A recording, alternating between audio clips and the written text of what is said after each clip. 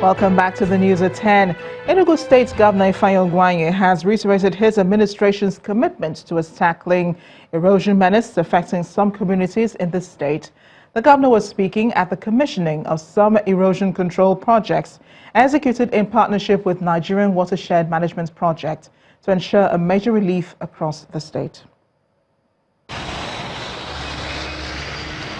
It's a relief for residents of 9th Mile Corner and Ajali Waterworks in Enugu State, southeast Nigeria, following the completion of gully erosion sites in both communities.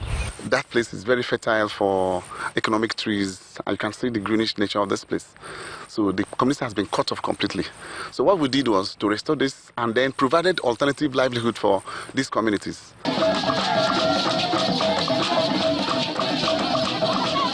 In another attempt to tackle the problem, the state government commissions a hydraulic structure, checker dams, and a secretariat for the Nigeria Erosion and Watershed Management Project. God of Abraham, God of Isaac, God of Jacob, the awesome God of David, Enugu State is indeed in the hands of God. This is aimed at creating an enabling environment for the agency to carry out their duties. Today, this is how it is, and that is the specification that the bank wants. Governor Ifeanyi does the honors of commissioning the project. Enugu State is prone to several ecological challenges, and the devastating effects of gully erosion have been visible in the destruction of critical infrastructure, such as roads and buildings. Erosion is also damaging our farmland and hampering agricultural development, endangering our water resources and disrupting water supply, among others. We are understandably, therefore, elated with the completion and reclamation, redemption and rechanneling work at both Ajali Waterworks and the 9 Mile Erosion site by the State Project Management Unit, SPMU of NIMA. We rejoice with the state for bringing succor and great relief to the project host communities as the issues of their land being under threat of gully erosion has become a thing of the past. Reforestation, the silting of drains and waterways are some of the ways of checking erosion menace, and the residents have been enjoined to work with the government to ensure that all these are done to prevent erosion-related disasters. In the face of economic challenges that have brought untold hardship on people across the country, the people of Orumba North, local government area of Anambra State, southeast Nigeria, have sorted out their own predicament and have carved a niche for themselves in the area of palm oil production, and for decades have excelled in the business, which they say is profitable and has drawn customers to them from all over the country. On our community report tonight, we take a look at the processing of the edible fruit, mostly found in the tropical zone, which is rich in vitamin A, and the people's consideration of making it a big export trade.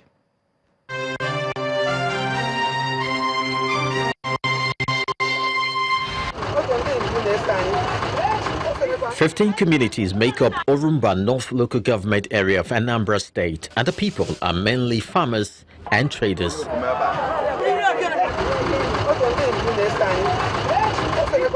They are blessed with arable land and thrive in the palm oil business, which they claim is quite profitable.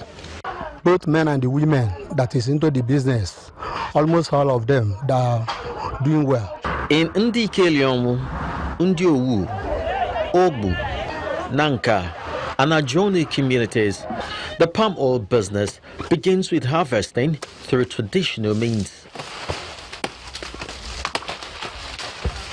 This is followed by threshing of the nut, which is bagged and transported to various processing centers for boiling and extraction of the oil.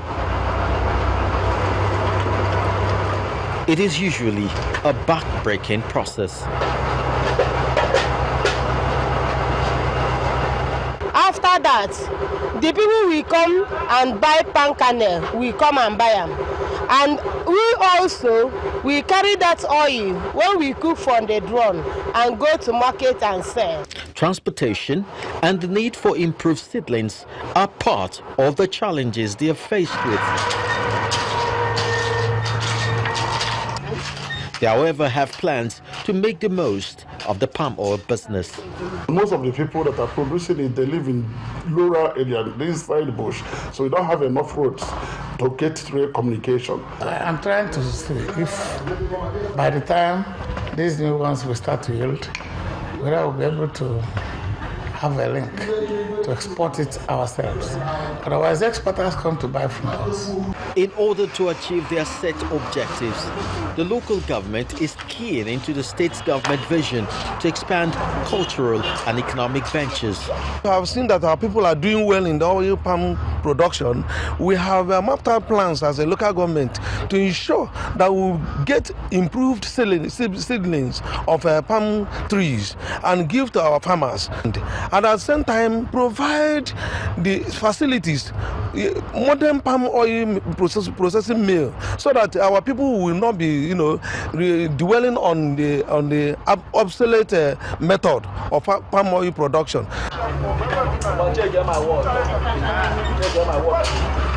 While the people of Orumba North seek means of strengthening their economic base through palm oil exportation, the government must galvanize all the needed support to make their dream a reality.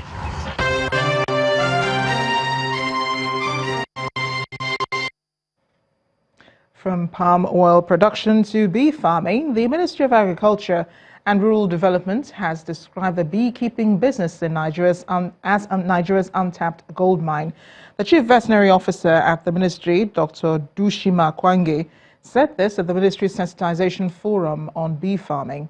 Dr. Kwange said Nigeria's import bill on honey from China is put at 3 billion naira annually, with most of it adulterated with sugar syrup. She said Nigerians can reverse the figure by leveraging on the bee industry. Bee farming globally is considered a huge revenue earner by farmers, as it has the capacity to create jobs and reduce poverty. But in Nigeria, the potentials have remained untapped over the years.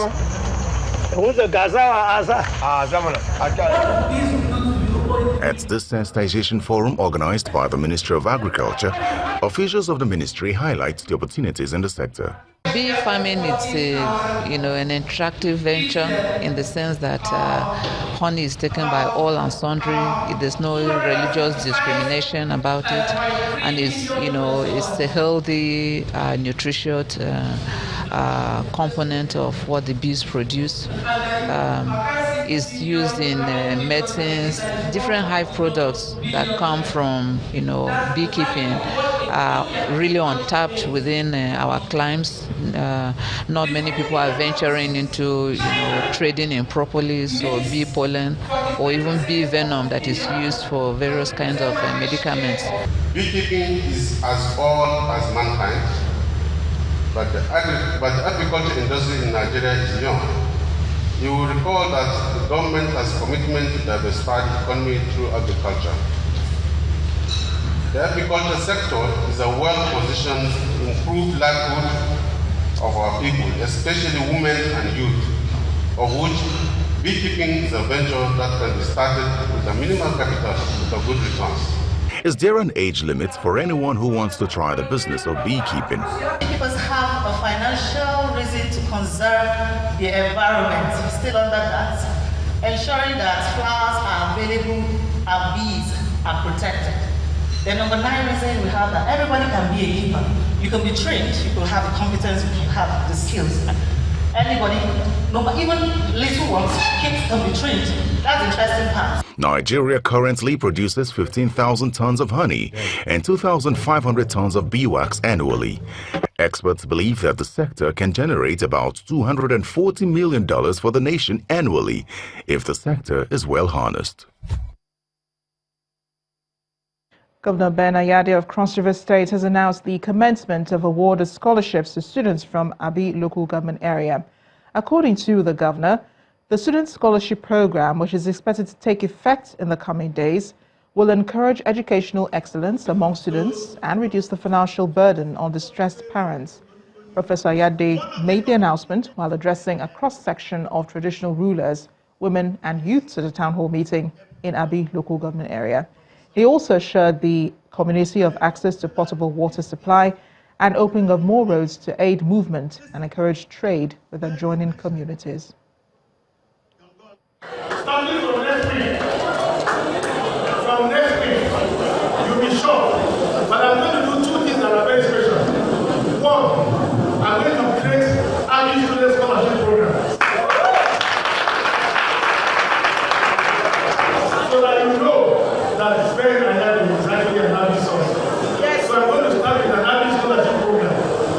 Next week, we're going to have a drilling rig stationed in early government area. Wow. I'm talking time. Parliament Speaker, my DG, you all know.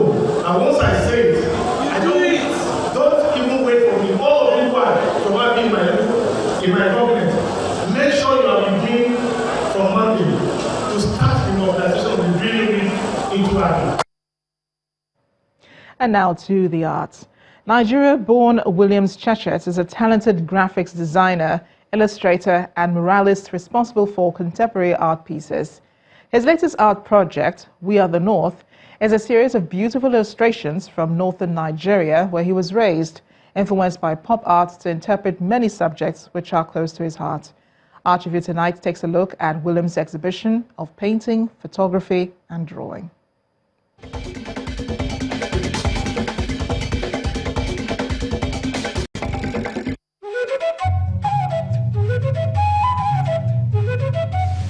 Beautiful illustrations from the northern extraction is what graphic designer Williams Chechet is giving the viewers in his solo exhibition titled We Are the North. It's a series of illustrations based on pop art and Afrofuturism. So I mixed a combination of Western pop art and traditional elements that we have in Africa here. The illustrator and muralist, who is responsible for many internationally acclaimed works of art, decided to show the world a fun side of the land of his birth, one that is different from the tales of woe coming from some parts of the region. The vision of this exhibition is to shine more spotlight on northern Nigeria, especially with the turmoil that is going on in the north. I think now more than ever it's a bit more important for people to learn more about northern Nigeria. In this series, the artist uses pop art to interpret many subjects which are dear to his heart by using an art movement which involves using imagery from popular culture.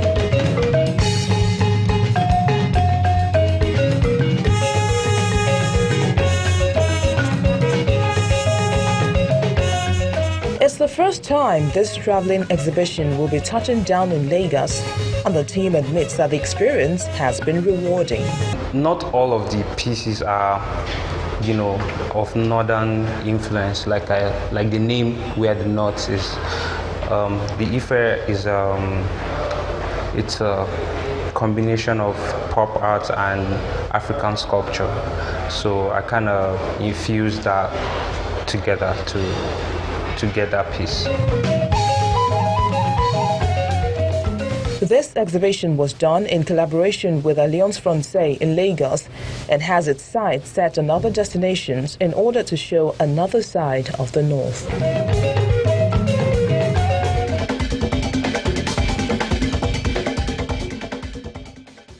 Still ahead on the news at 10, Manchester United returns to winning ways after 2 successive losses in the English Premier League.